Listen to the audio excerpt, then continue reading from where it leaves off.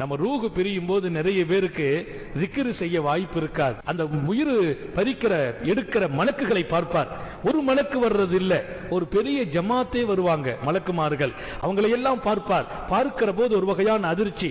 காலமெல்லாம் திக்ரு செய்யறவருக்கு அல்லாஹ் கொடுக்கிற பாக்கியம் அந்த மலக்க பார்த்தாலும் அதிர்ச்சி வராது.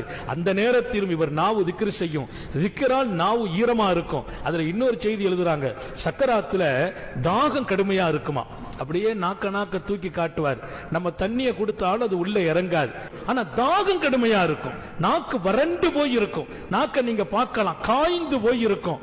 யார் வளமையா திக்ர் செய்வார்களோ அவர்களை குறித்து பெருமானார், உன்னுடைய ரூஹு பிரியும் போது திக்ரால் உன் நாவு ஈரமா இருக்கணும்.